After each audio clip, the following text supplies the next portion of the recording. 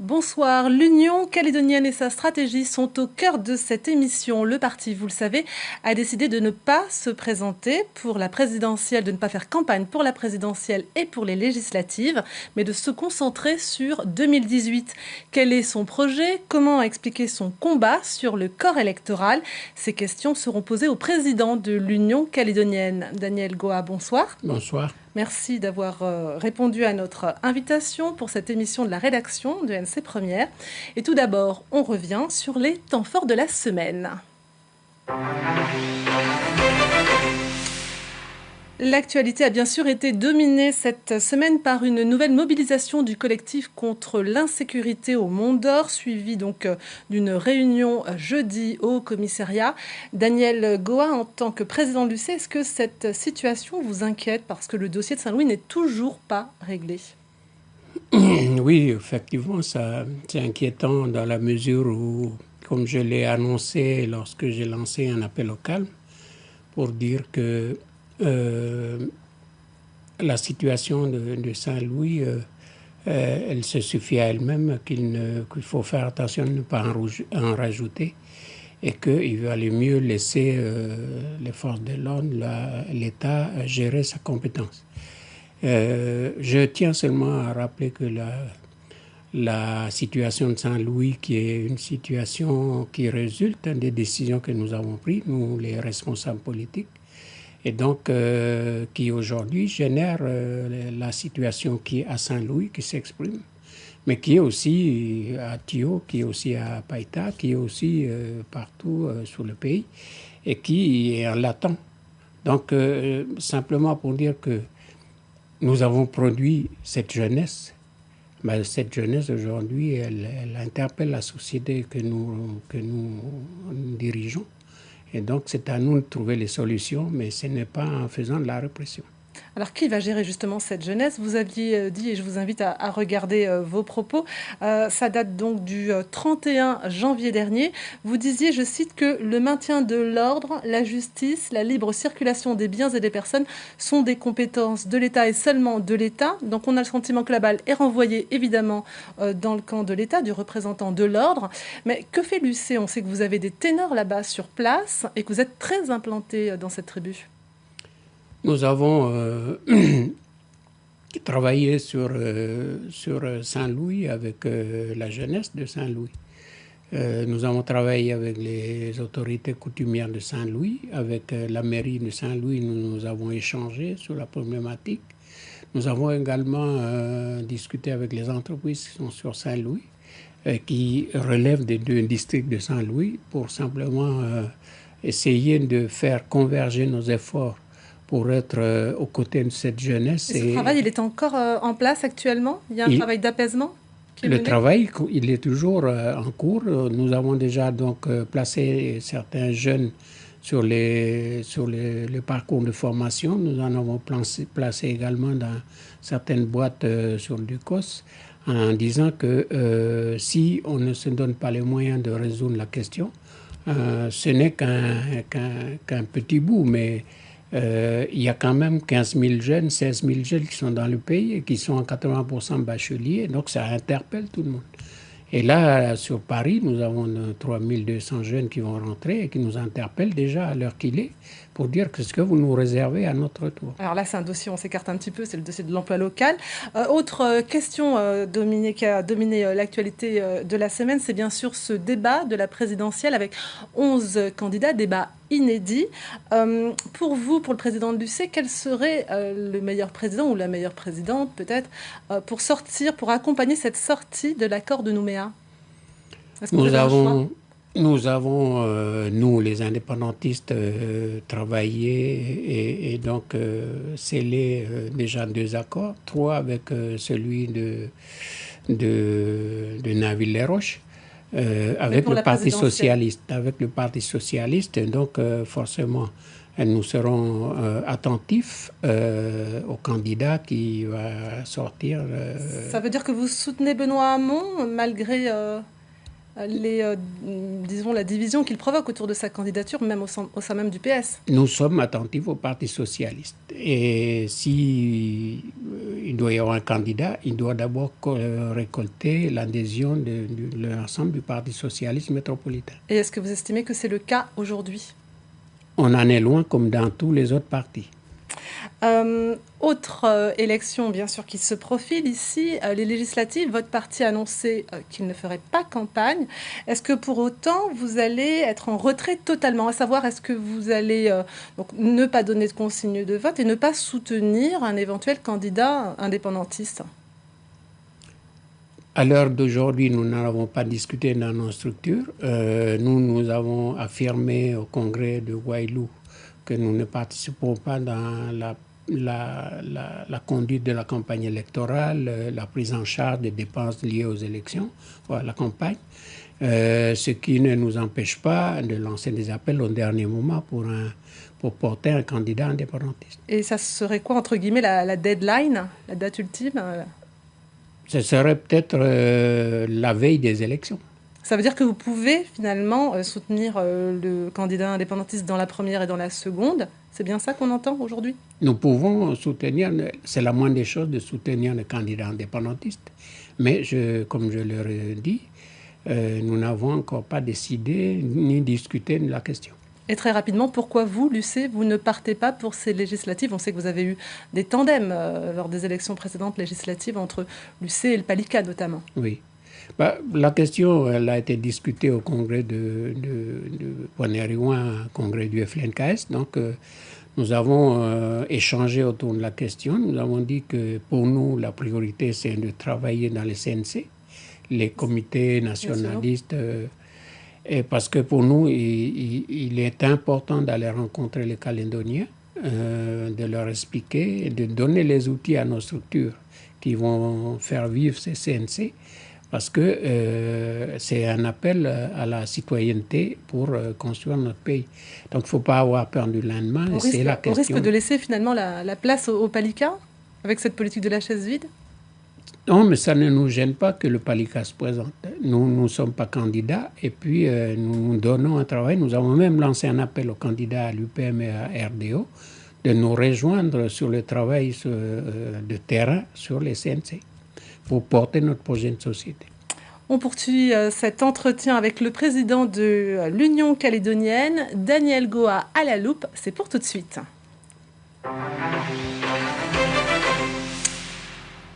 Daniel Goa, vous avez succédé à Charles Pidgeot, c'était il y a un peu plus de 5 ans après son décès. L'accession à ce poste, est-ce que c'était quelque chose, un projet qui avait été mûri de longue date? Et non, c'est comme le décès de M. Charlie Pidgeot, c'était quelque chose qu'on ne prévoit pas. Donc moi, j'avais vraiment aucune ambition pour prendre des postes à responsabilité. J'étais un militant dont on a chargé de gérer le commissariat général de l'Union calédonienne. Donc j'ai assumé ce poste pendant plusieurs années et je me suis senti bien. C'est un intérim qui dure depuis 5 ans, ça veut dire que vous en aviez envie tout de même?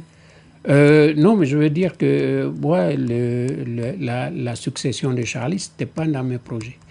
Donc, une des responsables de l'Union calédonienne est venue m'interpeller dans mon bureau à Koné pour me dire qu'il faut peut-être que je bouge parce que aujourd'hui, je suis peut-être le seul à l'époque, je ne sais plus maintenant, mais peut-être le seul à pouvoir faire rassembler un peu tout le monde, puisque vous vous souvenez que à cette époque, voilà.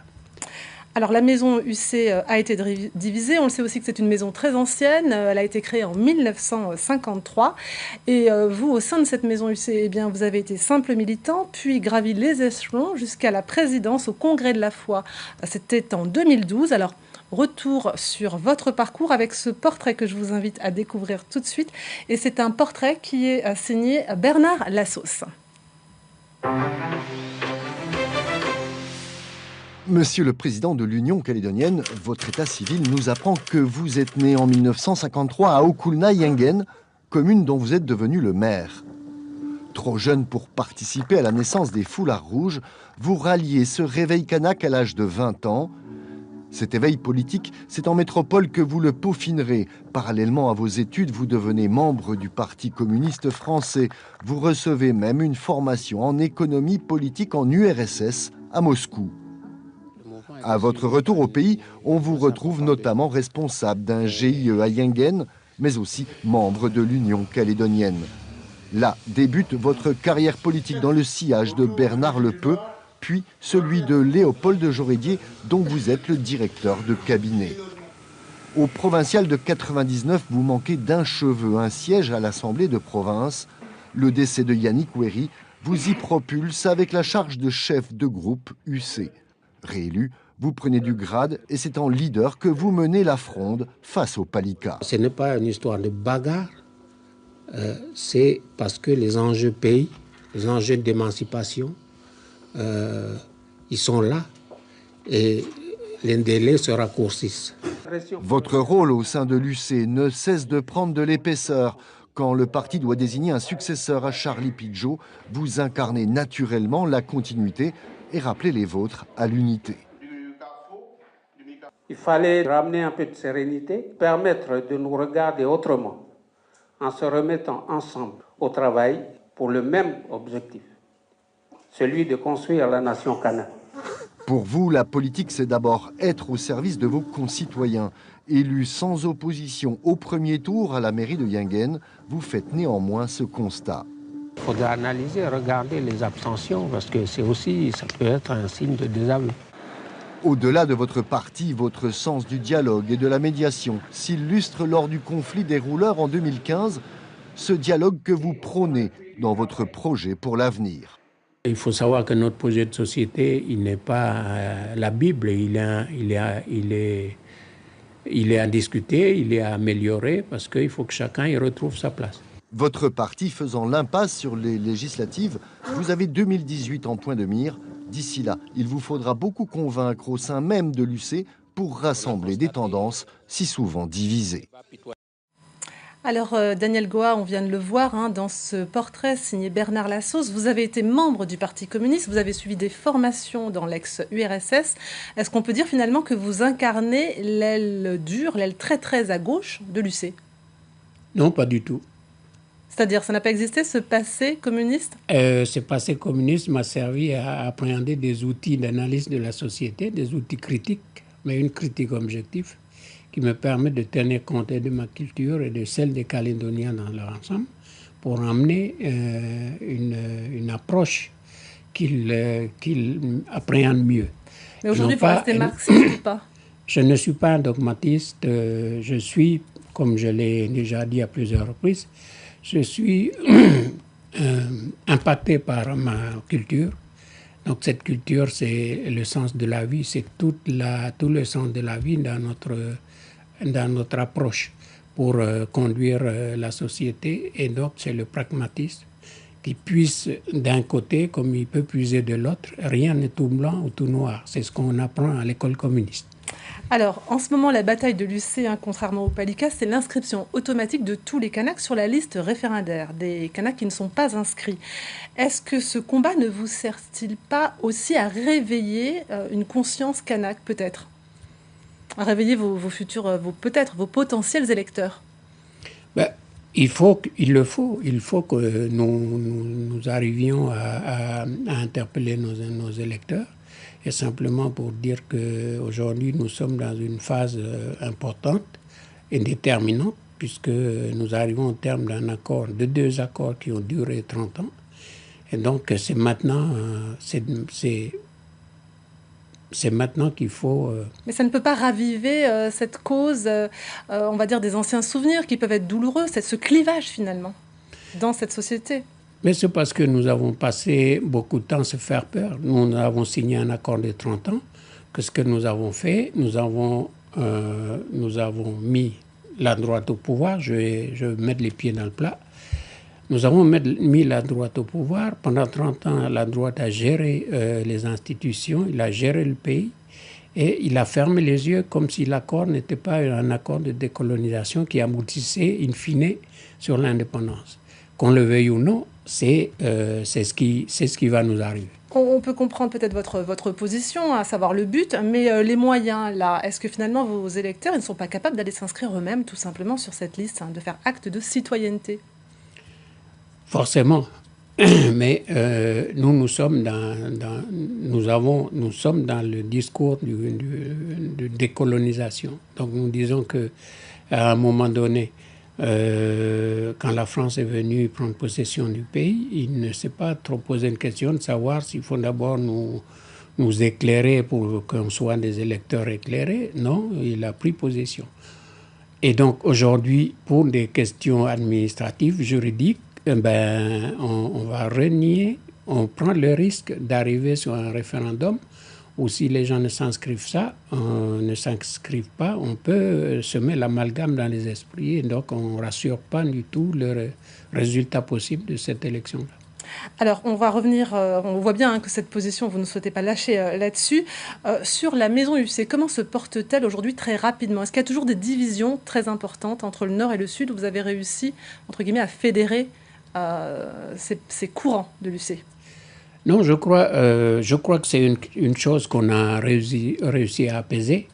Donc, il n'y a plus cette loi du balancier entre le Nord et le Sud. On voit un président du Nord, après c'est le président du Sud. Là, aujourd'hui, nous avons on peut avoir des divergences d'analyse, de point de vue, sur les différentes thématiques de société. La première, c'est sur la jeunesse. Donc, je pense que nous sommes tous convaincus que le travail qu'il faut amener aujourd'hui, c'est en direction de la jeunesse. Et donc, sur les analyses autres, les positionnements qui nous amènent, on peut avoir des positionnements très différents, mais c'est toujours débattu. Alors, on sait que le cas d'Anthony Lecras a divisé l'Union calédonienne. On le sait, ce membre du gouvernement de l'UC a été condamné par la justice. Pourquoi l'avoir maintenu au gouvernement? Est-ce qu'il n'y a pas un moment donné où on doit se dire aussi, au vu des sanctions pénales, qu'on ne peut plus être élu à ce moment-là? Ça, c'est évident. Mais vous vous souvenez... Mais la réalité est différente? Oui, vous vous souvenez qu'on a mis 1 an pour élire le gouvernement Germain. Et si on descend le gouvernement là, on remet en question les discussions qui ont déjà été... Donc c'était pour maintenir une stabilité, c'est ça qu'on entend? Voilà, parce qu'on est proche de la sortie et je crois qu'on n'a pas à rajouter d'autres problèmes aujourd'hui. Une autre question maintenant sur les relations de l'UC et du Palika. On le sait qu'il y a eu de vives tensions, notamment au niveau provincial. Comment se portent aujourd'hui ces relations entre ces deux principales composantes du FLNKS? Nous sommes dans le même sac. Hein. C'est 2018 qui vous rapproche dans ce même sac? Et donc, qu'on le veuille ou non, pour aller chercher des électeurs qui ne votent jamais avec nous, il faut d'abord que nous soyons d'accord, au moins sur le mot qui est à la mode aujourd'hui, c'est les convergences. Donc, il faut qu'entre nous, déjà, nous faisions fructifier ces convergences. Et c'est un travail qui est réalisé déjà? C'est un travail qui est en cours, puisque nous sommes en train de travailler et sur le projet de constitution de 1987 et sur le projet de société qui a été écrit par l'Union calédonienne pour pouvoir faire un travail à analyser et soumettre à l'analyse des militants du Palika responsables de l'UPM et de RDO. Alors à l'UC, vous venez de le dire, hein, comme au Palika, on se prépare pour 2018. Le projet de société a été préparé. Vous l'avez dit également. Que nous réserve cette future constitution dans le cas d'une indépendance? Daniel Goa va répondre à ces questions. Et avant de développer ce projet, d'abord l'hypothèse d'un non au référendum, d'un non à l'indépendance au référendum. Que faites-vous tout simplement en tant que président de l'UC? C'est la question que vous pose et je vous invite à regarder derrière vous. Donc c'est la question que vous pose Sonia Baquès. Elle était l'invitée dimanche dernier de Politique Directe. On l'écoute. Bonjour Daniel Goa. En tant que président de l'UC, respecterez-vous le résultat du référendum de 2018 et appellerez-vous vos électeurs à le respecter pour pouvoir construire ensemble le projet de société calédonien dans le respect de toutes les communautés qui vivent en Nouvelle-Calédonie?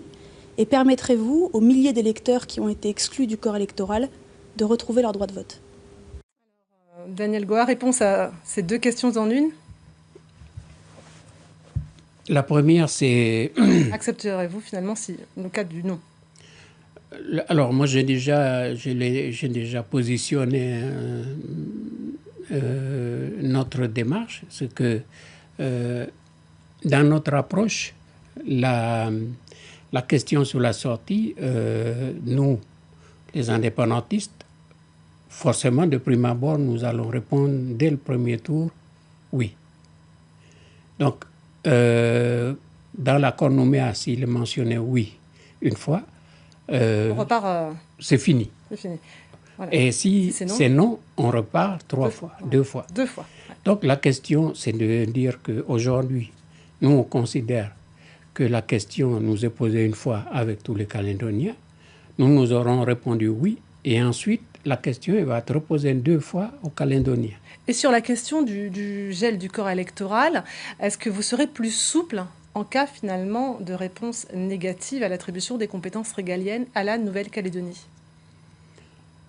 C'est-à-dire qu'est-ce qu'on passe finalement par un corps normal, entre guillemets, est-ce que tous les citoyens pourront revoter ensuite? Il n'en est pas question. C'est-à-dire que tant que la question de la sortie de l'accord Nouméa, qui est une sortie de décolonisation, je rappelle, il n'est pas résolu. On ne peut pas continuer à noyer la population calédonienne pour amener une légitimité sur un droit électoral qu'on aura volontairement faussé. Donc, on comprend, donc la position, elle est claire. Et qu'est-ce qui se passe si finalement, à l'issue des 3 référendums, eh bien, c'est toujours le non qui l'emporte? Mais on négocie, c'est ça? D'abord, il faut savoir que l'évolution démographique de la population kanak, elle est en notre faveur. Et donc, c'est pour ça que nous tenons absolument à ce que ce corps électoral continue d'être gelé tant qu'on n'a pas répondu, quand on n'a pas réglé la question de décolonisation. Et si c'est non toujours, pardon de vous couper. Et si c'est non toujours, eh ben, nous disons que une fois, 2 fois, 3 fois, si c'est non toujours, nous continuerons avec ce qui va se faire. Puisque les textes de l'accord Nouméa, ils vont continuer. C'est l'accord politique qui finit en 2018, mais l'accord Nouméa, elle continue. Et donc, on ne va pas redémonter sous prétexte que seulement, nous disons que c'est une parole de Jean-Marie qui dit tant qu'il y aura un Kanak, il continuera à revendiquer son droit à l'indépendance. Qu'est-ce que ça veut dire très concrètement? Est-ce qu'il y aura un nouveau référendum? Non, mais on continuera à travailler, mais le peuple kanak continuera à défendre ses droits à l'indépendance. Bon. Évoquons maintenant, parce qu'il nous reste très peu de temps, votre projet de société dans le cadre éventuel d'une indépendance obtenue. On y découvre par exemple l'élection du président au suffrage universel indirect. Alors pourquoi changer comme ça la règle en cours de jeu? C'est parce que nous sommes dans un petit pays déjà, et puis ensuite parce que nous estimons que le président de la République doit être le représentant désigné par les représentants de la population calédonienne. Et qui va l'élire alors très, très rapidement?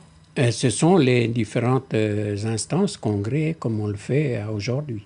D'accord. La monnaie, que devient-elle? La monnaie, donc, on a une équipe qui travaille aujourd'hui sur la monnaie. Donc, il est parti visiter le Vanuatu, discuter avec la banque. Mais nous, qu'est-ce qu'on fait? On garde quoi ou on va vers quoi? Nous avons dit que dans notre projet à nous avons à avoir une banque centrale parce qu'il faut adosser notre monnaie sur la richesse de notre pays. Ça veut dire très concrètement qu'on laisse finalement l'euro? Ça veut dire qu'on peut tisser des relations avec l'euro, mais nous aurons à sortir parce qu'il faut que la richesse ici produise des revenus pour le pays. Quand on est adossé à une banque extérieure, eh bien, la richesse d'ici, elle est rapatriée dans cette banque centrale. Alors, avec ce projet, vous comptez, j'imagine, aller au-delà de votre base électorale. Est-ce que vous pensez que ça sera un projet qui peut séduire? Il est quand même assez radical. C'est vous qui le dites.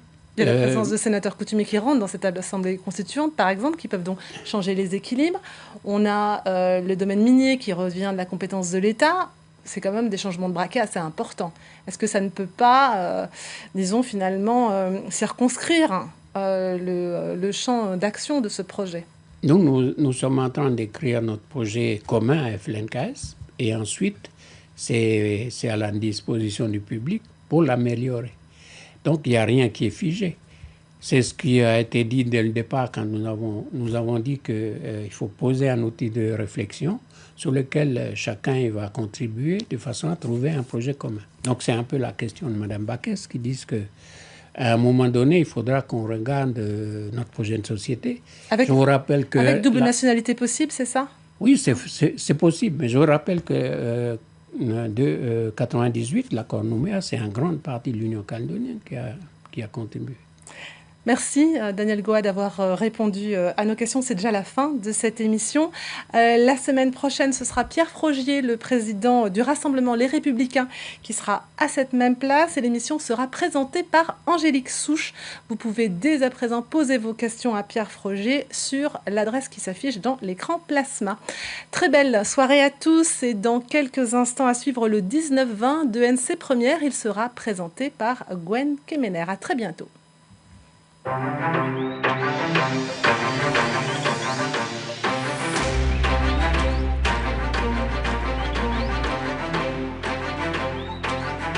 Retrouvez cette émission sur ncpremière.nc.